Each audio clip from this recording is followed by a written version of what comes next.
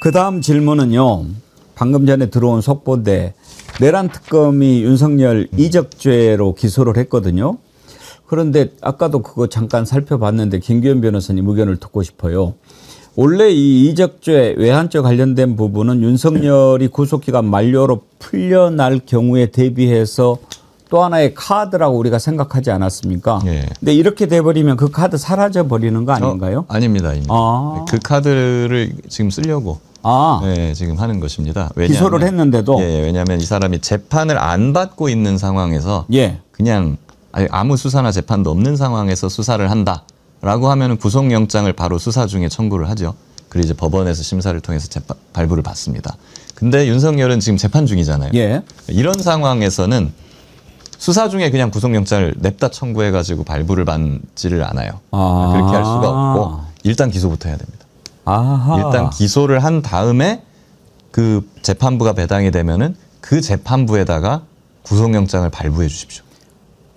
사전 포석이군요. 예. 그런 식으로 돌아가는 거예요. 지기현 입장에서는 이걸 내가 1월까지 끌은다고 하더라도 어차피 다른 혐의로 인한 추가 영장이 나올 거라. 그러면 이적죄 기소하면 재판부가 새로 배당됩니까? 그게 이제 알 수 없는 부분인 게 그 기존의 그러니까 법원이 원칙제대로라면은 새로 배당되는 게 맞아요. 네. 그런데 이제 또 윤석열이 기존의 재판부가 받고 있으니까 거기에 병합을 시킬 수도 있습니다. 지기현이가 또 맡을 수도 있다. 그러니까 왜냐하면 하던 곳이 이미 이거에 대한 기록도 알고 있고 관련 사건에 대해 알고 있다고 생각을 해서 거기에 붙일 수도 있고 이적죄는 이거랑 별개잖아. 그러니까 새로 배당을 돌리자 해서 배당을 돌릴 수도 있고 이 부분이 이제 어떻게 보면은 사법부의 재량권에 속한 부분이죠. 그러니까 원칙적으로 보면은 관련된 사건이라고 하면 원래 재판부에 병합시키는 것이 맞지만 근데 사실 일반 이적은 기존의 내란이랑은 이건 별개의 범죄, 완전 시기도 다르고 뭐 종류도 다르거든요.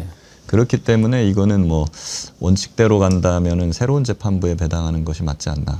지기현이 지금 재판하는 거 보면 왜 그때 말도 안 되는 시간으로 계산해서 풀어줬는지 알 것 같아요. 지금 하는 거 가지고 구속 기한이 1월 18일인가요? 그때쯤으로 알고 있습니다. 네. 그 전에 선고가 거의 불가능한 수준 아닙니까? 증인만 해도 지금 30명이나 되고 그러는데. 그러니까요. 그래서 지금 12월에는 재판을 종료하겠다고 했는데 그럼 보통은 재판 종료하고 한 달 정도 후에 선고를 하기 때문에 12월 초중순에 종료를 한다면은 뭐 어떻게 맞출 수는 있겠습니다만. 그것도 안 되죠. 1월 18일이면 12월 날 하고 그다음에 예를 들어서 기일을 1월 말로 잡았다. 그러면 안 되는 그러면 잠깐 콧바람 쐬러 내보내는 거 아닙니까? 그럴 수 있는 것이죠. 그렇기 때문에 한번 잘 지켜볼 필요는 우리가 있고 다만 재판을 종료할 때 선고기일을 잡거든요. 보통. 그러니까 12월 달에 지기현 재판장이 변론 종결하면서 며칠로 지정을 하는지 선고기일을. 그거를 보면은 우리가 지기현의 만기 전인가 아닌가. 의도가 무엇인지를 알 수 있다. 그러면 아까 이적죄라든지 이런 걸로 해서 영장을 또 청구를 하면 언제쯤 할 수 있는 겁니까? 보통은 석방기일이 임박해가지고 결정을 합니다. 그러니까 1월 18일이었던가요? 만약에 그렇다고 한다면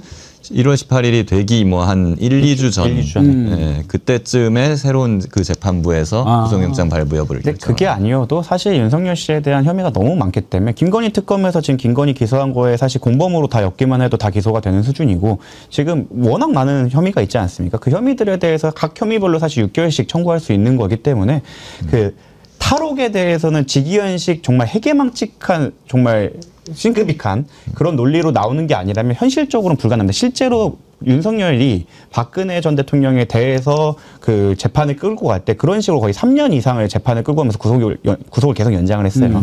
그래서 원칙대로라면 윤석열이 재판 중에 밖으로 나오는 일은 없을 것이다. 하지만 그렇죠. 그리고 내란 특검이 지금 그렇게 안 되게 하려고 외환 일반 이적죄도 지금 기소를 한 것이고 김건희 특검도 할 거고 해병 특검도 이제 조만간 기소할 겁니다. 해병 특검은 이번 달 말이 종료이기 때문에 그 전에는 윤석열 집권하면 기소를 아마 할 걸로 보이거든요. 그렇기 때문에 세 개 특검이 지금 열심히 윤석열이 석방되지 않도록 하려고 지금 열심히 달리고 있기 때문에 저는 윤석열이 실제 석방되는 일은 없을 것으로 저는 믿습니다. 최병 특검은 오늘 임성근이 구속 기소했더라고요. 구속 기소하면 이제 6개월입니까? 6개월. 근데 왜 임성근만 하고 나머지는 안 됐느냐 가지고도 계속 우리가 그때 궁금했잖아요. 이자들이 만약에 구속이 안 됐다 하더라도 기소가 됐을 때 같이 이렇게 엮여 있을 것들은 많이 있지 않습니까? 물론이죠. 이게 뭐냐면요. 오늘 기소한 건 최혜병 특검은 수사가 크게 세 개예요. 그 사망 사건, 예. 예, 그 외압. 업무상 과실치사죠. 예. 요거 사건, 그리고 외압 사건, 예. 그리고 로비 사건. 음. 예, 이렇게 세 개인데요. 그 1번에 해당하는 그 순직 사망 사건만 기소한 겁니다, 오늘. 그러니까 임성근과 그 밑에 있던 지휘관들이 있죠. 예, 최혜병을 죽게 만든 사람들, 이거를 이제 기소를 한 것이고, 아직 외압이랑 로비 사건은 기소를 안 했습니다. 근데 윤석열은 오늘 기소한 사건에는 연루가 되어 있지 않고요. 예, 외압이랑 로비에 연루가 되어 있죠. 그렇죠. 그렇기 때문에 아마 외압이랑 로비 이 부분은 윤석열을 조사를 지금 하려고 하고 있으니 조사를 하고 윤석열이랑 같이 한꺼번에 기소하려고 지금 예. 놔둔 것 같습니다. 왜냐하면 먼저 기소하게 되면 저번에 말씀드렸다시피 먼저 기소된 쪽에서 열람 등사를 통해 얘네가 뭘 들고 있구나 확인을 해갖고 공범 간에 소통이 될 가능성이 없지는 않기 때문에 예. 마지막 그리고 외압 같은 경우에는 그 세 개가 윤석열이었기 때문에 윤석열까지 다 그 조사를 마치고 한꺼번에 정리하는 차원에서 할 거고 특검 역시 지금 활동 기한이 얼마 남지 않았기 때문에 피날레로 아마 윤석열 조사하고 기소를 싹 마치면서 우리가 했던 것들 우리가 미진했던 것들에 대한 리포팅이 있지 않을까 싶습니다. 그래서 지금 아까 말씀드린 세 가지 단계 중에서 1단계만 기소가 된 거고 2단계가 기소가 이건 확실시 되고 3단계를 어떻게 해낼 것인지 여부에 대해서 지켜보는 게 이제 관전 포인트다라고 생각합니다. 윤석열 관련해서 한 가지만 더 여쭤볼게요. 북날라 뽕따님 슈퍼챗 보내주시면서 윤석열 영치금이 6억 5천이랍니다. 대통령 월급의 2배라고 하는데 이 돈 환수해야 하는 거 아닙니까? 환수 됩니까?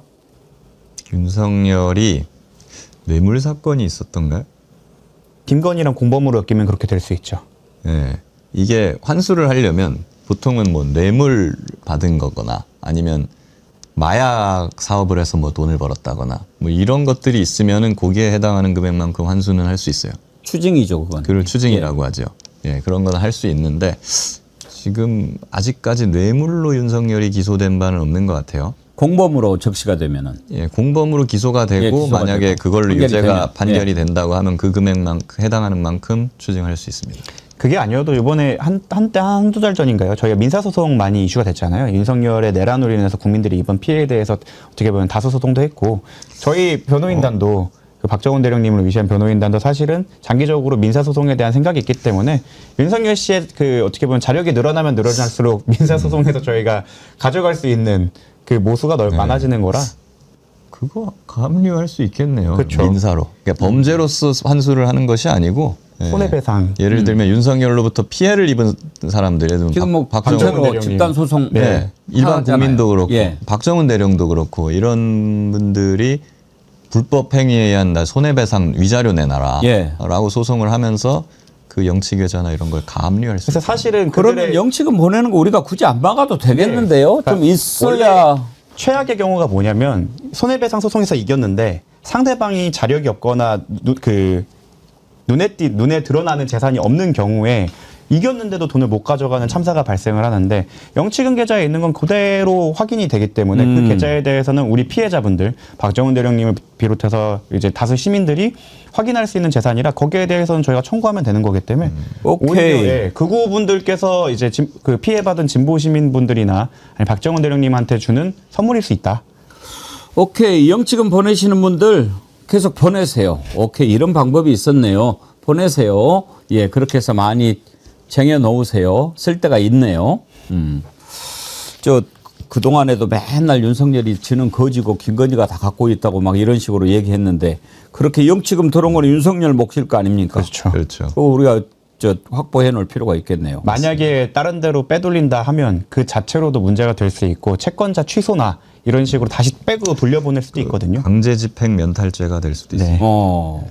그래서 저희가 그거는 흐뭇하게 바라보고 있습니다. 흐뭇하기까지. 많이 좀 넣었으면 좋겠네. 한 가지만 더 여쭤볼게요.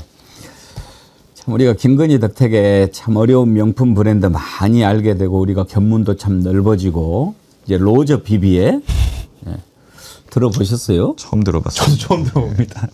그래도 변호사님들이면은 좀 이렇게 지위가 있는 분들 아닙니까? 사는 게 변변치 않은 게 이렇게 드러나네 이게. 인생의 모든 걸 차에 바쳤기 때문에. 아 드디어 월요일 날 제목이 생각났다. 변변한 변호사들. 그 법률적으로 궁금한 게 지금 이제 뇌물이냐 아니냐 이걸 보고 싶은데 어떻게 봐야 됩니까? 이걸 다투고 있다는 것 자체가 사실은 참 어이가 없을 정도로 너무 명백하죠. 뇌물이 맞습니까? 이제 김건희한테 준 거잖아요. 예. 김건희는 공무원이 아니거든요. 공무원한테 줘야 뇌물죄가 됩니다. 어허. 그래서 이거를 김건희한테 준 게 아니고 사실 윤석열한테 준 거다라고 평가를 할 수 있으면 그거는 뇌물죄가 될 수 있어요. 아, 예. 아니면 최소한 김건희는 공무원은 아니지만 대통령 배우자니까 정치 활동을 하는 사람으로 볼 수 있거든요. 그럼 최소한 정치자금법 위반은 되죠. 권성동이 그걸로 구속됐죠. 예. 저는 그 윤석열 씨가 예전에 그 특검으로 활약할 당시 만들었던 논리, 경제적 공동체. 예. 윤 씨와 김 씨는 사실 경제적 공동체이고, 그리고 실질적으로 김 씨가 윤 씨의 정치 행위에 깊숙이 관여한 점이 있다고 생각을 한다면 그 논리 그대로 가져오면은 뇌물죄 적용도 충분히 가능할 수 있다. 물론 제가 오히려 김기현 전 당대표의 변호사라면 요 논리로 맞겠죠. 나는 윤석열한테 준 게 아니다. 1단계 방어막이 공무원이 아닌 김건희한테 선물로 준 거다. 2단계가 이제 대가성이 없었다. 이게 방어를 할 건데 대한민국 수사기관이 마음 먹으면 그것쯤을 뚫는 거는 어렵지 않을 거라 생각합니다. 최순실한테 적용했던 겁니다. 경제적 공동체. 근데 김기현이도 판사 출신 아닙니까? 그런데 지금 어떻게 방어할까 궁금했는데 사회적 예의라는 논리를 들고 나왔어요. 사회적 예의는 어떤 개념입니까? 그거는 그냥 아무 말 대잔치 같은 거라 굳이 뭐 법적으로 이렇게 따져볼 건 아닌 것 같은데 뇌물이나 정치자금법에 나오는 건 아닌 것 같고 청탁금지법으로라도 혹시 걸릴까 봐 최대한 빠져나가요. 최대한 청탁금지법에 보면 사회적 의례 뭐 이런 거에 벗어나지 않는 거는 괜찮다 이런 구절이 있거든요. 그냥 그런 이야기를 하는 것 같습니다. 그러니까 이제 지금 김기현 얘기는 그거예요. 우리가 이제 생각하기에는 자, 뭐 이렇게 생각할 수도 있어요. 학교 다닐 때 맨날 꼴등을 하던 애가 1등이 됐잖아요.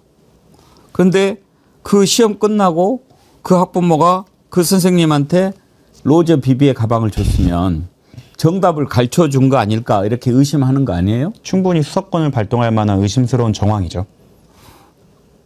멀리 갈 거 뭐 있어요? 김기현이 딱 그거 아니에요? 꼴등이었잖아요. 근데 1등 됐잖아요. 그런데 김기현 말로는 사전에 준 것도 아니고 끝나고 감사의 뜻으로 사회적 예의 차원에서 줬다. 이렇게 지금 주장을 하니까. 문구에 보면 심지어는 당대표 경선을 도와주셔서 감사하다. 이렇게 해놨잖아요. 그럼 대가 관계잖아요, 이게. 대가성 부인이 쉽지 않죠. 그러면 최소한 정치자금법 위반 되지 않을까요, 이거? 근데 우리가 좀 잘 살펴봐야 되는 게 판사 출신이라고 기대가 크실 수도 있는데 나경원, 장동혁도 판사 출신이었다라는 점을 꼭 기억하시고 다시 한번 판단해 주시면 될 것 같습니다. 부산이대인님이 이런 글을 주셨네요. 그러니까 지금 김기현의 말은 말이 안 된다는 거. 울산 사람은 사회적 예의는 고래고기 사주는 거예요. 예끼 참. 북날라 뽕따님 또 여러분 감안하셔서 정신적 손해배상 청구 윤석열한테 하세요. 듣던 중 반가운 말씀입니다. 어차피 자금줄이야 윤어게인 세력이 넣으니까요. 그래요. 윤어게인 세력들 윤석열한테 계속 영치금 보내세요. 그러면은 그걸 가지고 우리 그걸로 인해서 고통받은 사람들이 그걸 좀 위자료로 갖다 쓰면은 사회적 정의가 실현이 되겠네. 경제적 선순환이죠. 그러네요. 그러면 영치금 안 막는 걸로 오늘 그렇게 결정을 할까요? 더 넣어라. 그리고 어차피 본인이 하루에 쓸 수 있는 돈이 제한돼 있고 거기서 살 수 있는 것도 굉장히 제한돼 있어서 어차피 못 씁니다. 게다가 원래 좀 그 다 같이 쓰는 방에 있을 때 좀 많이 사서 나눠 먹고 하는 건데 독방이잖아요.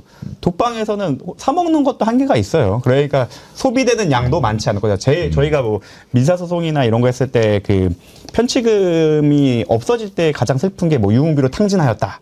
이런 것들이 좀 슬픈데 거기서 탕진할 수가 없습니다. 그런 걸 생각하면 거기에 잘 고여놨다가 이제 그거를 추적을 해서 저희가 나중에 받아내는 걸로 하시죠.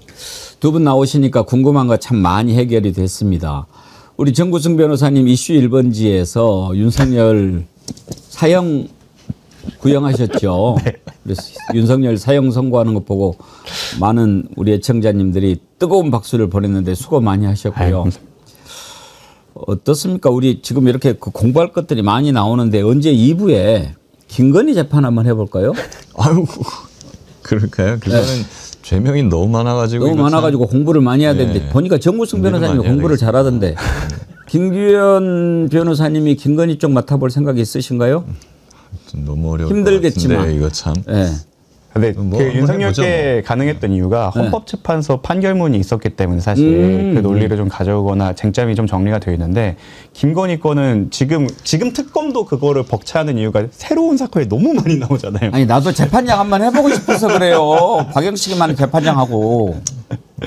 한정해갖고 뭐 도이치만 하던가 이런 식이라면 충분히 가능하죠. 네, 제가 뭐 이제 한번 사악하게 한번 해보겠습니다. 기대하겠습니다. 우리 한번 다음 주 뭐 없으면 그 다음 주라도 한번 해봅시다. 예, 알겠습니다. 김건희도 만만치 않을 것 같아요. 예, 오늘 두 변변한 변호사님과 함께 여러 가지 공부 많이 했습니다. 감사합니다. 김규현 변호사님, 정구승 변호사님, 다음 주에 뵙겠습니다. 감사합니다. 감사합니다.